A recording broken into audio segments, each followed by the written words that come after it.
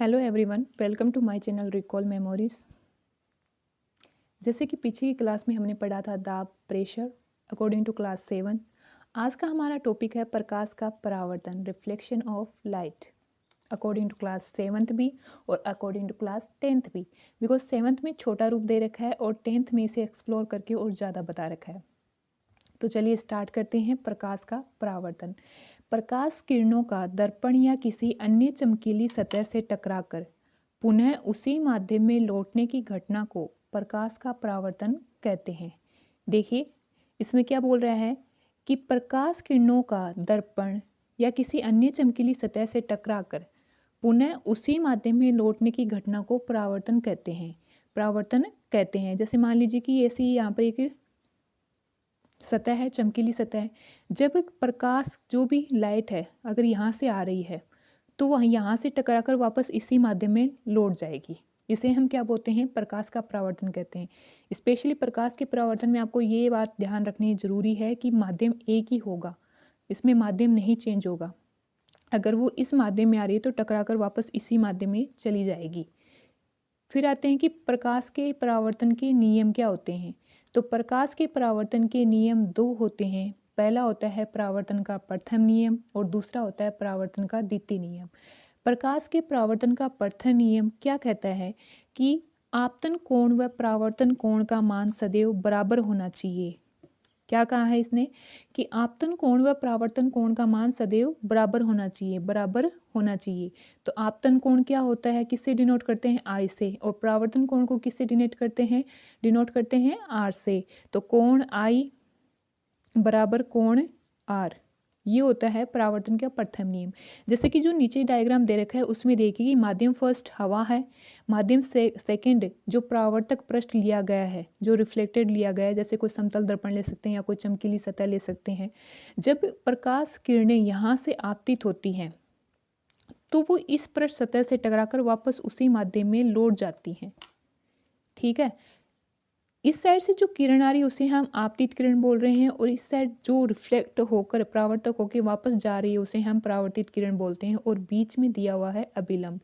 इस साइड इसका कोण आपतन कोण है आई और ये परावर्तन कोण आर है।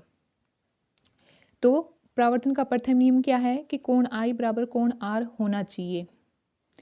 सेकंड है परावर्तन का द्वितीय नियम, ये परिवर्तन नहीं है, सॉरी ये परावर्तन है, परावर्तन का द्वितीय नियम।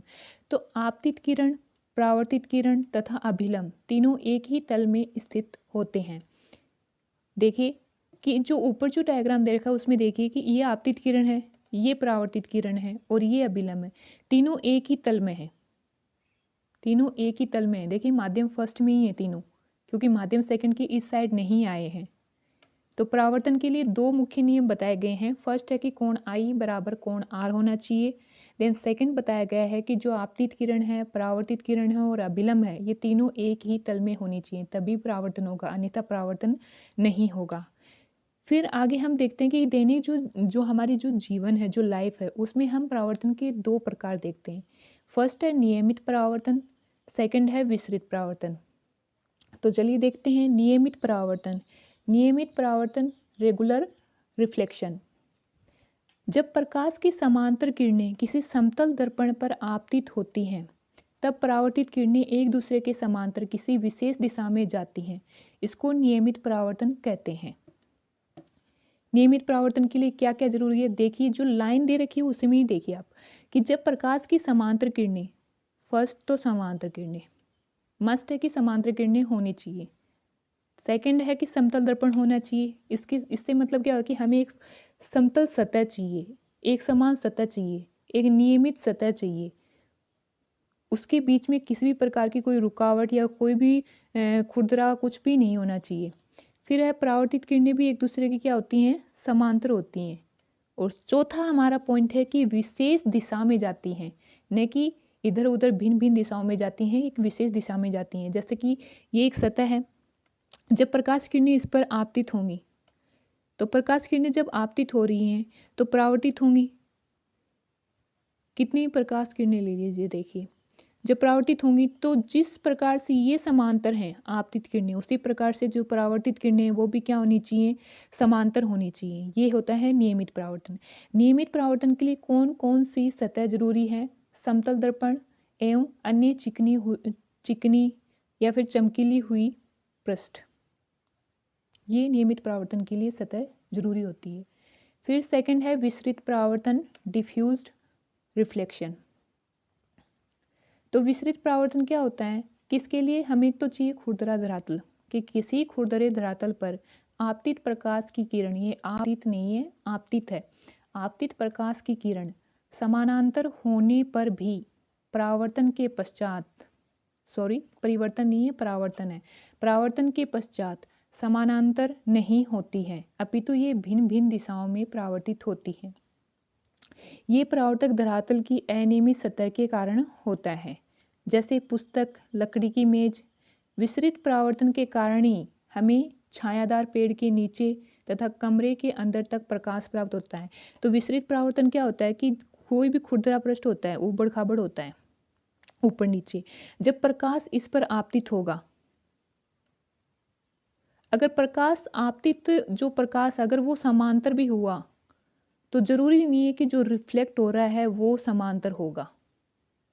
समझ रहे हैं कि जरूरी नहीं है कि जो परावर्तित किरणें हैं वो समानांतर हो, मतलब वो भिन्न भिन्न दिशाओं में जाती हैं। ये होता है विसरित परावर्तन। विसरित परावर्तन का एक अच्छा एग्जाम्पल ये हमें जरूर याद रखना है, एग्जाम्स में पूछ लिया जाता है कि छायादार पेड़ के नीचे और कमरे के अंदर तक प्रकाश प्राप्त होता है किस परावर्तन के कारण, विसरित परावर्तन के कारण। समझ गए। फिर नेक्स्ट है कि जो भी हमारे आसपास जितनी भी चीज़ें हैं उनको दो भागों में बांट दिया है, कि एक अच्छे परावर्तक और एक मंद परावर्तक। मतलब जो प्रकाश है वो जब आपतित होता है किसी सतह पर तो उसमें से अच्छा रिफ्लेक्ट कौन दे पाता है और सबसे मंद है जो बुरा है वो कौन दे पाता है। तो ऐसी सतह जो उन पर आपतित प्रकाश के अधिकतम मान को परावर्तित कर दे अच्छे परावर्तक कहलाते हैं, जैसे चिकनी व अच्छी पॉलिश वाली सतह और समतल दर्पण। अच्छे परावर्तक क्या हुए कि जो अधिकतम मान परावर्तित करे प्रकाश का, उसे हम कहते हैं अच्छे परावर्तक, और जो कम मान परावर्तित करे उसे हम क्या कहते हैं, मंद परावर्तक कहते हैं। जो कुछ भाग करे या बहुत कम करे उसे हम मंद परावर्तक कहते हैं। इसमें आगे हमारा आता है समतल दर्पण, प्लेन मिरर। समतल दर्पण किसे कहते हैं कि कोई भी सतह है जिसका जो पृष्ठ है वो एक समान होता है, समतल होता है, उसे हम समतल दर्पण कहते हैं। प्लेन मिरर है वो हमारे डेली लाइफ का एक हिस्सा है, बिल्कुल हिस्सा है। कहीं भी अगर हमें जाना होता है, हम तैयार होते हैं तो हम मिरर में देखते हैं, या प्रतिबिंब जो उस दर्पण में हम देखेंगे उसका भी आकार उतना ही होगा। जैसे देखिए कि ये इस जो डायग्राम है इसमें देखिए पेंसिल रखी हुई है, जब पेंसिल का हम इस दर्पण में, इसमें मिरर में प्रतिबिंब देखते हैं तो जितनी इसकी हाइट है, जैसा इसका आकार है, वैसे ही हमें ये दिखाई देती है, ना उससे कम ना उससे ज़्यादा दिखाई देती है।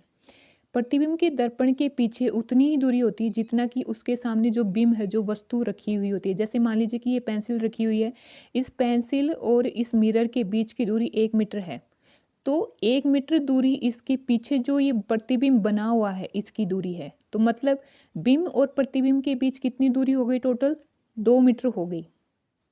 समझ रहे हैं, टोटल दूरी कितनी हो गई, 2 मीटर हो गई। मतलब मान लीजिए कि इस पेंसिल और मिरर, ये मिरर है और ये पेंसिल, इसके बीच की दूरी ए है, तो जो मिरर है और जो उसके मिरर के अंदर जो प्रतिबिंब बना हुआ है उसके बीच की दूरी भी कितनी होगी, ए ही होगी, ए ही होगी। फिर आता है कि प्रतिबिंब में पार्श्व परिवर्तन होता है।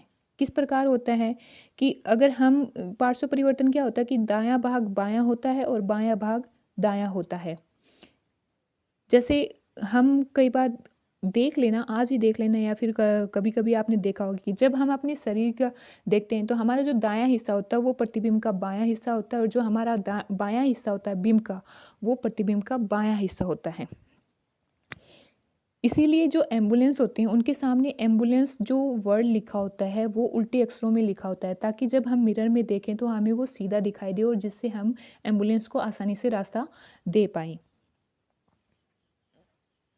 पार्श्व परिवर्तन के और भी एग्जाम्पल हैं, जैसे आप और भी ले सकते हैं, या फिर ABCD लिख कर देखिए उनको, फिर आप मिरर में देखिए। मिरर में देखेंगे तो आपको वो उल्टी दिखाई देंगी। क्यों दिखाई देंगी? क्योंकि मिरर का जो पार्श्व परिवर्तन का जो गुण है उसकी वजह से वो उल्टी दिखाई देंगी। उनका जो दायां भाग है वो बायां बन जाता है और बायां भाग है वो दायां बन जाता है।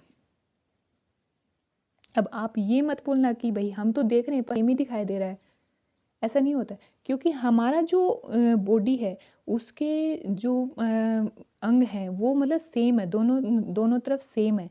तो अगर हम देखेंगे तो हमें कुछ ज़्यादा ऐसे दिखाई नहीं देगा रिफ्लेक्टेड, बट लेकिन अगर आप ABCD है या फिर कुछ ऐसी चीज़ है वो देखेंगे तो ज़रूर आपको पार्श्व परिवर्तन दिखाई देगा। आगे अगर हम दो समान समतल दर्पण ले लें और उनके बीच में अगर प्रतिबिंबों की संख्या निकालें तो उसके लिए एक सूत्र है कि 360 बटे दर्पण के मध्य का कोण -1। यदि 360 कोण के मान का भाग देने पर भागफल पूर्णांक प्राप्त नहीं हो तो प्रतिबिंबों की संख्या के लिए हम अगला पूर्णांक लेते हैं। अब इस बात से क्या है, देखिए जैसे कि ये 360 बट्टे 50 है, 50 डिग्री ले लिया हमने। दो दर्पण लिए समतल दर्पण, उनके बीच का कोण 50 डिग्री ले लिया। जब हम 360 में से 50 का भाग देंगे तो भाग देने पर फिर -1, देखिए 360 है और 50 का भाग दिया तो 1 0 से 1 0 कैंसिल। 5 का भाग देने पर क्या होगा, 7 में जो 35, 7.2 आएगा, और जब -1 करते हैं तो क्या आएगा, 6.2 आएगा। अब 6.2 है वो एक पूर्णांक संख्या नहीं है, और पूर्णांक संख्या नहीं है तो इसको हम अगली संख्या मान लेंगे, मतलब 7 मान लेंगे। 6 के आगे क्या आता है, 7 आता है। तो 50 डिग्री कोण पर प्रतिबिंबों की संख्या कितनी होगी, 7 होगी। इसी प्रकार अगर कोई दो दर्पण है, जैसे एक यहाँ पर एक यहाँ पर, उनके मध्य कोण क्या है, 0 है।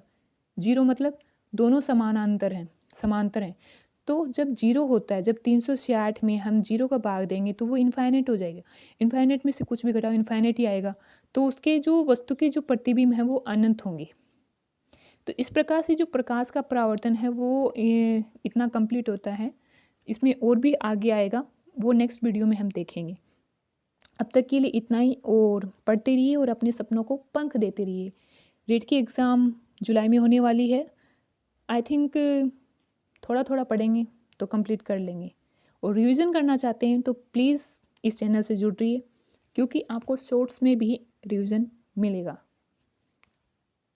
जय हिंद।